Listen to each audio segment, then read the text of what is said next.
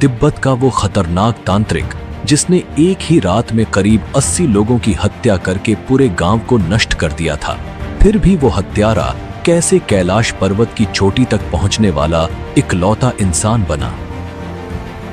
कैलाश की चोटी पर पहुंचकर जब वो नीचे आया तो उसने कैलाश पर्वत के रहस्य के बारे में ऐसा क्या बताया कि आज भी लोग तिब्बत में उसे भगवान का रूप मानते हैं। और उसके जीवन में एक ऐसी घटना घटती है कि वो खूंखार तांत्रिक से एक पूजनीय संत बन जाता है। ये वो खतरनाक तांत्रिक की कहानी है जो आपको सोचने पर मजबूर कर देगी, क्योंकि ये कहानी है कैलाश पर्वत पर सफल चढ़ाई करने वाले एकमात्र इंसान मिलारेपा की।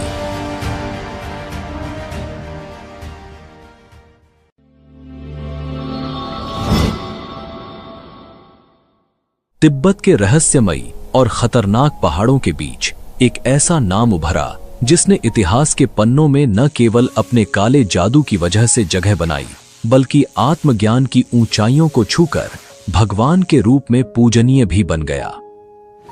तो आइए आपको एक ऐसे रहस्यमय जीवन की यात्रा पर ले चलते हैं जहां एक साधारण बालक ने त्रासदी से जन्मी बदले की आग में खुद को एक खतरनाक तांत्रिक के रूप में ढाल लिया। लेकिन इस कहानी का अंत उतना साधारण नहीं है जितना आप सोच रहे हैं।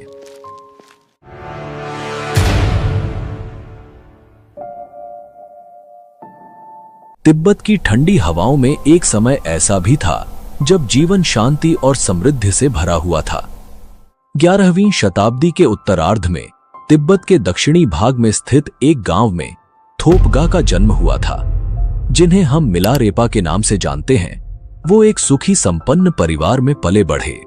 उनके पिता एक सफल जमींदार थे जिनकी संपत्ति, भूमि और पशुधन गांव में प्रतिष्ठा का प्रतीक थे। मिलारेपा का बचपन आराम और प्रेम में बीता। अपने माता पिता के इकलौते पुत्र होने के नाते उन्हें हर खुशी और सुविधा मिली। उनके साथ उनकी छोटी बहन भी थी और परिवार का जीवन खुशहाल था। लेकिन जीवन में कोई भी स्थिति स्थिर नहीं रहती, सब कुछ बदल जाता है। और ऐसा ही हुआ मिलारेपा के साथ। जब मिलारेपा केवल 7 साल के थे तब उनके पिता का अचानक देहांत हो गया। इस मृत्यु ने परिवार को आर्थिक और भावनात्मक रूप से हिलाकर रख दिया।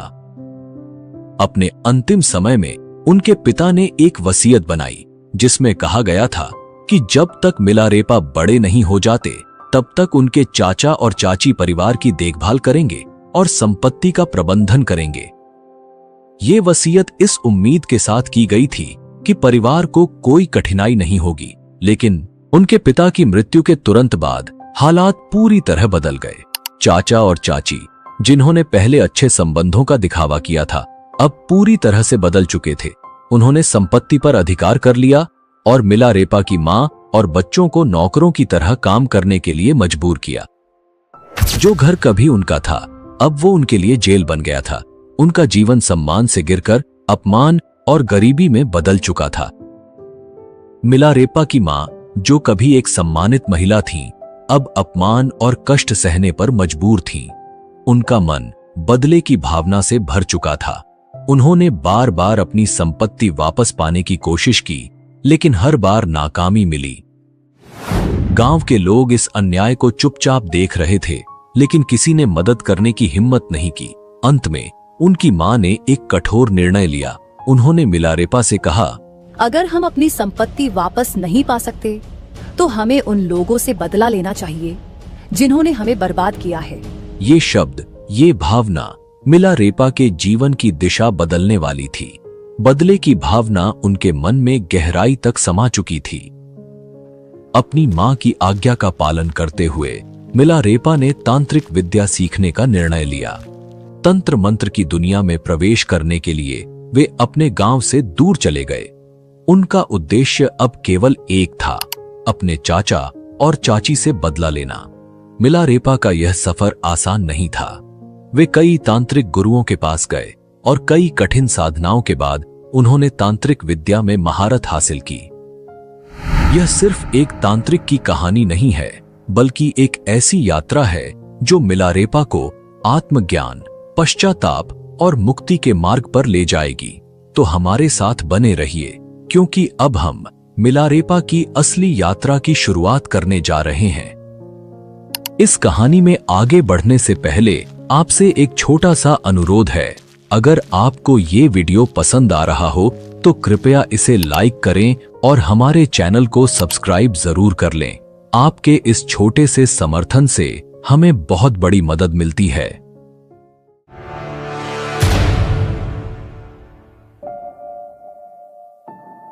मिलारेपा का जीवन तिब्बत की वादियों में एक साधारण लड़के के रूप में शुरू हुआ था, लेकिन किसे पता था कि वही बालक एक दिन तंत्र विद्या की गहरी, रहस्यमय और अंधेरी दुनिया में कदम रखेगा। पिता की असमय मृत्यु और परिवार की संपत्ति छिन जाने के बाद मिलारेपा के जीवन का हर सुख एक दुख में तब्दील हो गया। उनके चाचा और चाची ने परिवार को गरीबी और अपमान की दलदल में धकेल दिया, और तब उनकी मां ने बदले की आग को हवा दी। मां के कड़वे शब्द, अपमान और दुख से प्रेरित होकर मिलारेपा ने एक कठोर निर्णय लिया। उन्होंने तांत्रिक विद्या सीखने का संकल्प लिया। उनके गुरु थे युंगटन, एक भयानक तांत्रिक जिनकी शक्तियां अद्वितीय मानी जाती थीं। युंगटन के संरक्षण में मिलारेपा ने तांत्रिक विद्या की गहन शिक्षा ली। उनके जीवन का अब एक ही उद्देश्य था, बदला, और इस बदले की आग ने उन्हें मौत का मंत्र सीखने की राह पर धकेल दिया। मौत का मंत्र, वह मंत्र जिसे सीखने के बाद मिलारेपा अपने दुश्मनों को बिना सामने आए मार सकते थे। उन्होंने प्राकृतिक शक्तियों को नियंत्रित करना भी सीख लिया, विशेषकर ओलावृष्टि का आह्वान करना, और इसी विद्या का प्रयोग उन्होंने अपने चाचा और चाची के गांव में किया, जहां भारी ओलावृष्टि ने पूरे गांव की फसलों को तबाह कर दिया। गांव के लोग भयभीत हो गए और उन्हें समझ नहीं आया कि ये आपदा कहां से आई। लेकिन मिलारेपा की यह पहली विजय थी और अब वे रुके नहीं। इसके बाद आया वह दिन जब मिलारेपा ने बदले का सबसे भयानक रूप धारण किया। उनके चाचा के बेटे की शादी का दिन था। पूरा गांव एकत्रित था और मिलारेपा ने इसी मौके का चयन किया। उन्होंने मृत्यु का मंत्र इस्तेमाल किया। अचानक सांप, मकड़ियाओं और अन्य जहरीले जीव विवाह समारोह में प्रकट होने लगे। अफरा तफरी मच गई और घर की छत गिर गई। इसमें करीब 80 लोग मारे गए और मिलारेपा का बदला पूरा हुआ। मिलारेपा की मां को गर्व हुआ। उन्होंने गांव में घोषणा की कि उनका बेटा बदला ले चुका है। लेकिन मिलारेपा के मन में कुछ और चल रहा था। बदले की आग में जलने वाले मिलारेपा को अब यह एहसास हो रहा था कि उन्होंने क्या खो दिया। वे अपराध बोध से घिर गए थे। कई निर्दोष लोग मारे गए थे और बदले से जो संतोष मिलना चाहिए था वह अब एक भयानक पश्चाताप में बदल चुका था। यहीं से शुरू हुआ मिलारेपा का आत्मिक सफर। उन्हें एहसास हुआ कि काले जादू और तांत्रिक शक्तियां उन्हें शांति नहीं दे सकती। अब वे आत्मिक मुक्ति की ओर बढ़ना चाहते थे। इसी दौरान उनकी मुलाकात एक बौद्ध लामा से हुई, जिन्होंने उन्हें आध्यात्मिक ज्ञान की ओर मार्गदर्शन दिया। इस लामा ने उन्हें बौद्ध धर्म के महान गुरु मारपा के पास भेजने का सुझाव दिया, और यहीं से शुरू होती है मिलारेपा की प्रायश्चित और आत्मज्ञान की यात्रा।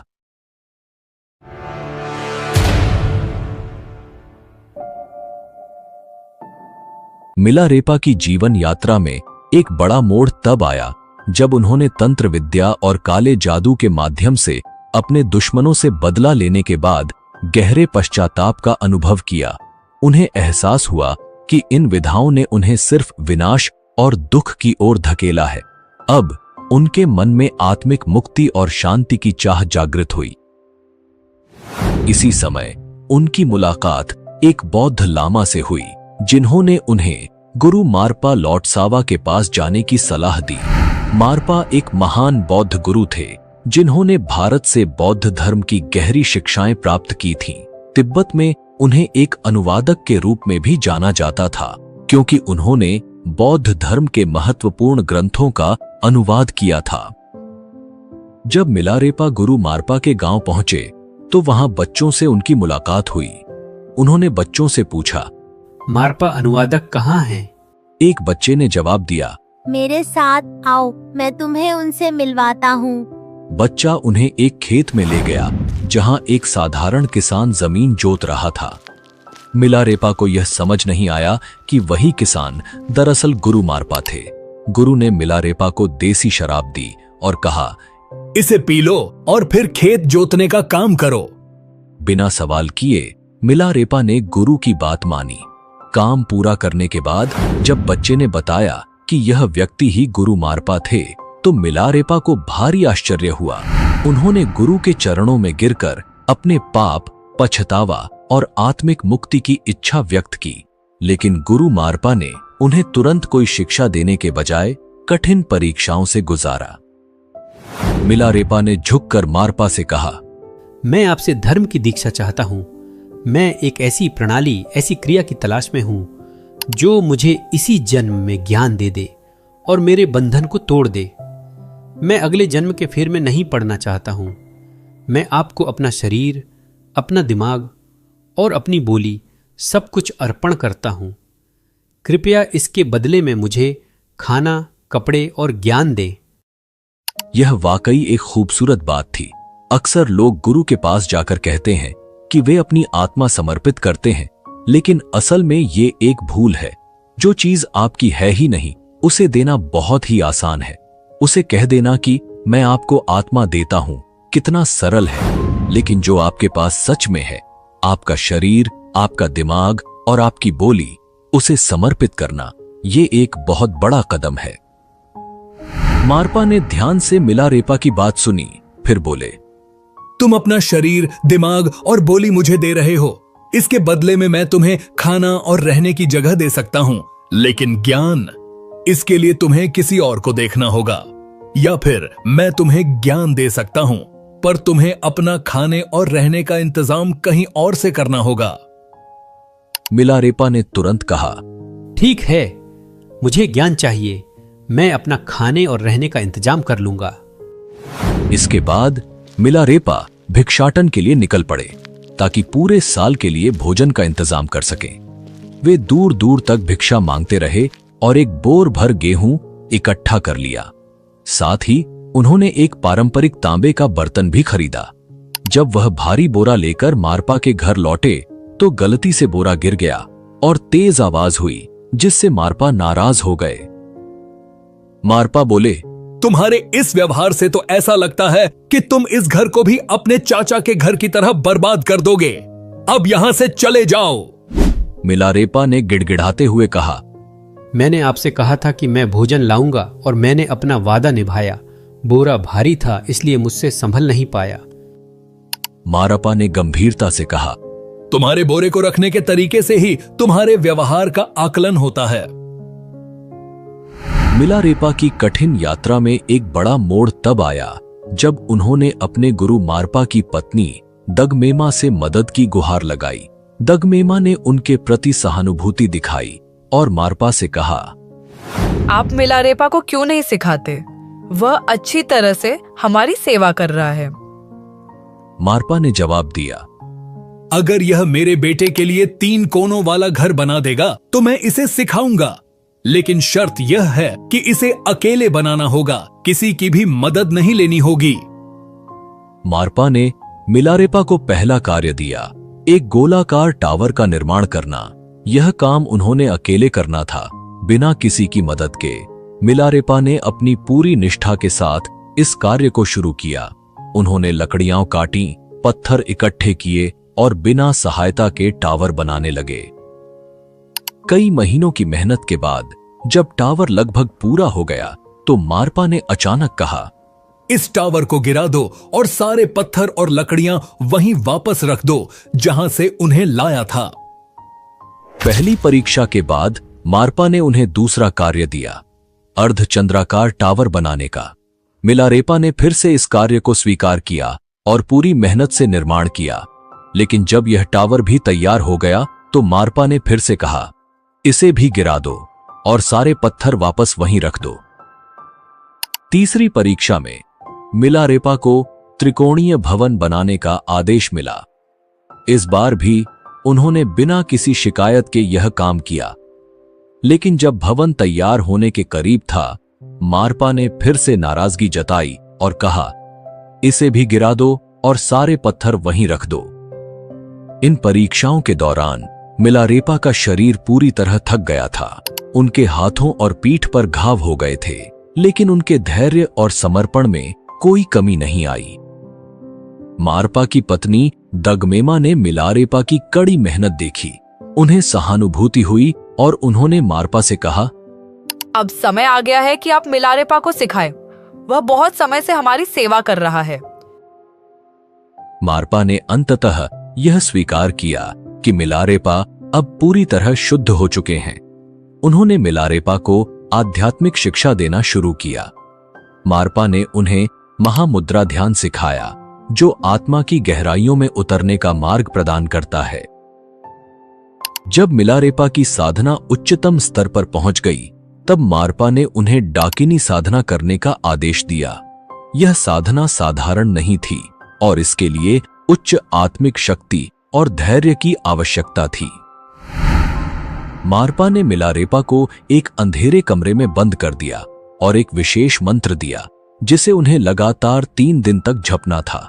अंततः तीसरे दिन डाकिनी प्रकट हुईं और उन्होंने मिलारेपा से कहा, तुम्हारी साधना अब लगभग पूरी हो चुकी है, लेकिन तुम्हारे गुरु के पास एक अंतिम शिक्षा अब भी बाकी है। यह सुनकर मिलारेपा ने गुरु मारपा से बात की।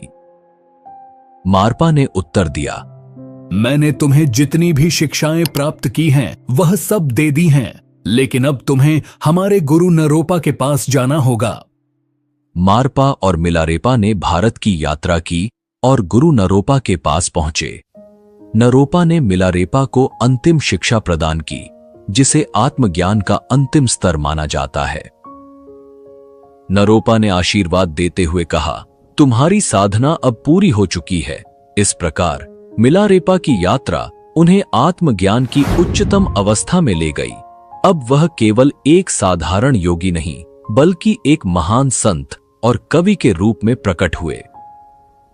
अगले 2 चैप्टर्स में हम देखेंगे कैसे मिलारेपा ने कैलाश पर्वत पर सफल चढ़ाई की और उस पवित्र पर्वत के रहस्यों के बारे में उन्होंने क्या बताया, और आखिरकार मिलारेपा की मृत्यु किस कारण से हुई। इन अनसुलझे सवालों का जवाब जानने के लिए हमारे साथ बने रहिए।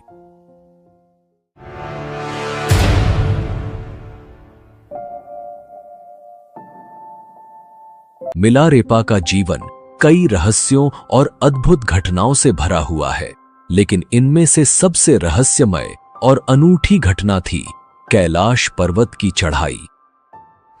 कैलाश पर्वत एक ऐसा स्थान जिसे तिब्बत के साथ साथ हिंदू, बौद्ध, जैन और बोन धर्मों में भी अत्यधिक पवित्र माना जाता है। भगवान शिव का निवास, ब्रह्मांड का केंद्र और आध्यात्मिक रहस्यों का अद्भुत प्रतीक। इस पवित्र पर्वत पर चढ़ना हमेशा से एक असंभव कार्य माना जाता रहा है।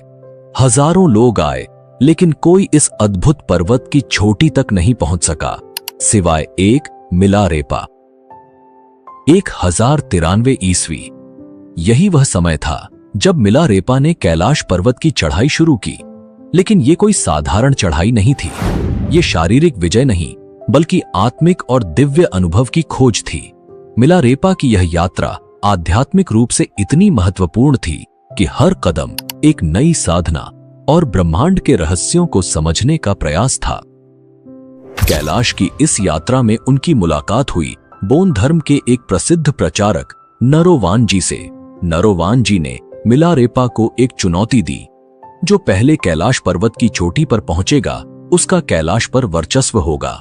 यह एक आध्यात्मिक और शारीरिक दौड़ थी और मिलारेपा ने इस चुनौती को स्वीकार कर लिया। नरोवान जी ने तेजी से चढ़ाई शुरू की, लगातार आगे बढ़ते रहे, लेकिन मिलारेपा थोड़ी देर ध्यान मुद्रा में बैठ गए। कुछ समय बाद नरोवान जी जब चोटी के बहुत पास पहुंचे तो सूरज की पहली किरण उनके चेहरे पर पड़ी। वह किरण इतनी तीव्र और शक्तिशाली थी कि उन्हें पीछे हटना पड़ा, और इस बीच मिलारेपा ने बिना किसी रुकावट के अपनी चढ़ाई जारी रखी और अंततः वे नरोवान जी से पहले चोटी तक पहुंच गए। यह केवल शारीरिक विजय नहीं थी, यह थी मिलारेपा की आध्यात्मिक शक्ति और दिव्य शक्तियों का दर्शन, एक ऐसी चढ़ाई जो आज भी एक रहस्य बनी हुई है। कैलाश पर्वत की चोटी पर पहुंचकर मिलारेपा ने कुछ अद्भुत और अनजाने रहस्यों का अनुभव किया। उन्होंने कहा कि यह पर्वत साधारण लोगों के लिए नहीं है और कोई साधारण व्यक्ति यहां चढ़ने का प्रयास न करे, क्योंकि यह भगवान शिव का पवित्र निवास है। यहां चढ़ाई करना उनके ध्यान में विघ्न डालने जैसा है। जैसे हम मंदिर की छत पर नहीं चढ़ते, वैसे ही कैलाश पर चढ़ाई करना भगवान शिव के सम्मान का उल्लंघन होगा। मिलारेपा के इस उपदेश ने यह संदेश दिया कि कैलाश पर्वत पर चढ़ाई केवल उन्हीं के लिए संभव है जिन्होंने अपनी आत्मा की गहराइयों में उच्च साधना प्राप्त की हो। अगर आप कैलाश पर्वत के रहस्यों पर आधारित एक गहन डॉक्यूमेंट्री देखना चाहते हैं तो वीडियो के अंत में आपको इसका लिंक मिल जाएगा। साथ ही डिस्क्रिप्शन में भी इसका लिंक दिया गया है, जाकर आप पूरा वीडियो देख सकते हैं। कैलाश पर्वत की चढ़ाई के बाद मिलारेपा ने अपनी साधनाओं और ध्यान के माध्यम से आत्मज्ञान की ऊंचाइयों को छू लिया। उन्होंने अपने शिष्यों को ध्यान और तपस्या की गूढ़ विधियां सिखाईं ताकि वे भी आत्मज्ञान की राह पर चल सकें।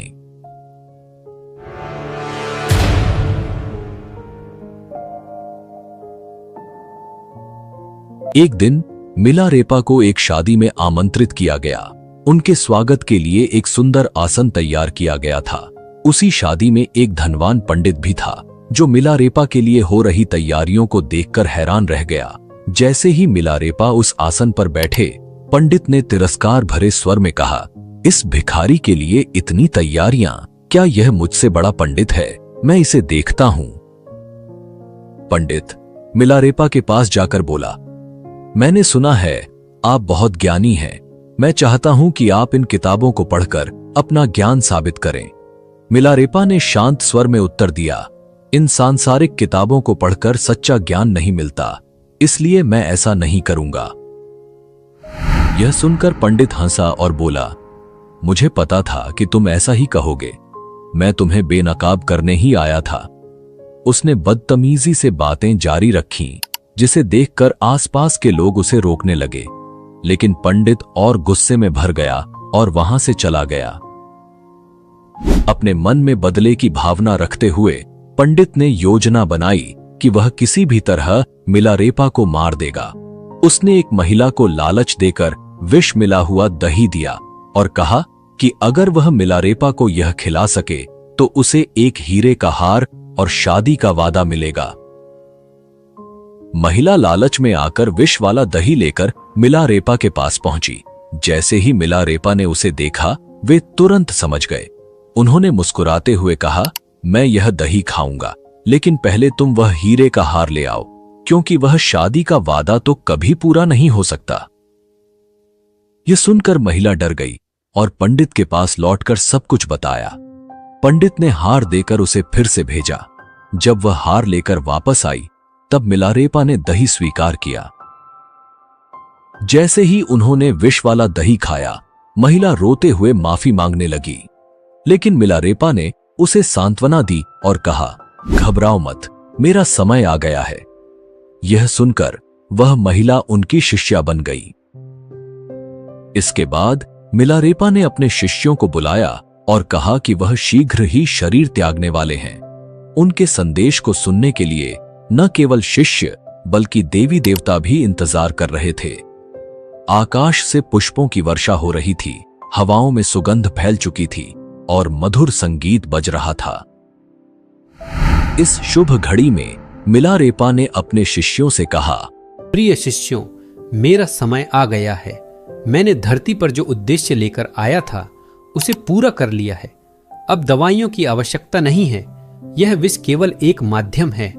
ध्यान से सुनो, जीवन में समय को व्यर्थ न गवाओ और अपने गुरुओं के आदेशों का पालन करो। इस जीवन में ही आत्मज्ञान प्राप्त करने की कोशिश करो। इसी तरह मिलारेपा ने अंततः अपना देह त्याग दिया, लेकिन उनके जाने से पहले उन्होंने हमें एक महत्वपूर्ण संदेश दिया कि मैंने जीवन के हर मोड़ पर कष्टों का सामना किया, लेकिन उन कष्टों में ही मुझे मार्गदर्शन मिला। यह मत समझो कि दुनिया के भौतिक सुख तुम्हें शांति देंगे। शांति भीतर से आती है जब तुम स्वयं को जानने लगते हो, जब तुम्हारा मन शांत और स्थिर हो जाता है। जिसने आत्मज्ञान प्राप्त कर लिया उसके लिए न तो कोई शत्रु रहता है और न ही कोई बंधन। यह शरीर केवल एक माध्यम है, असली यात्रा तो आत्मा की है। अगर तुम सत्य की तलाश में हो तो उस मार्ग पर चलो जहां कठिनाई हो, क्योंकि वहीं सच्चा ज्ञान छुपा हुआ है। अगर आपको ये कहानी प्रेरणादायक लगी तो इसे अपने दोस्तों और परिवार के साथ जरूर शेयर करें। हमारे चैनल को सब्सक्राइब करें और बेल आइकॉन को दबाएं ताकि आप ऐसी और भी गहन और प्रेरणादायक कहानियां और डॉक्यूमेंट्री को मिस न करें। मिलते हैं अगली बार एक और नई डॉक्यूमेंट्री के साथ। तब तक के लिए धन्यवाद। जय हिंद, जय भारत।